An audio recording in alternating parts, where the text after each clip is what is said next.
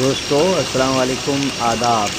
Urdu news and media network में आपका खैर मकदम है। मैं जावेद जमालुद्दीन। आज बरोज़ पीर 13 जून 2022 सुबह के 9 बज चुके हैं। पेश खिदमत है उर्दू अखबारात की झलकियाँ।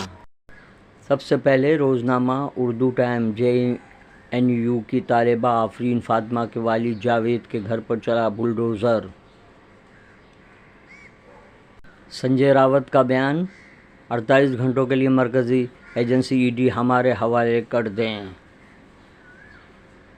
अब कानून साज कौंसिल के इंतखाबात पर BJP की नज़र। सदारती इलेक्शन के लिए अपोजिशन पार्टियों की सरगर्मियाँ तेज़। मुंबई में मलेरिया में इजाफा, शहरी होशियार।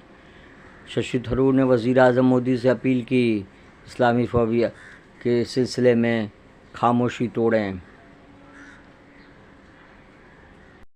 मेरे 16 साल इकलौते बेटे को गोली क्यों मारी गई? कांग्रेस सदस्य सोनिया गांधी अस्पताल दाखिल।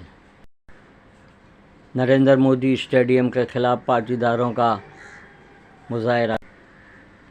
P चिदम्बरम का मजमून, BJP ने हिंदुस्तान की ग्रामाफोन कंपनी राज्यसभा की कुर्सी। उर्दू टाइम्स का इदारा। रोज़नामा सहाफ़त, इसराइल का 1200 फ़लस्तीनियों की बेदखली का फ़ैसला।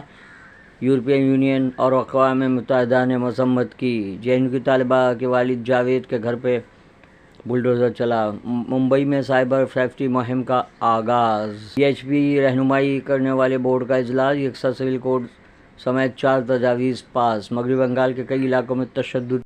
कसरत में वहदत का दावा झूठा साबित हुआ। 30 फ़ौजी कत्ल के मुलज़िम। नागालैंड का वाक़या।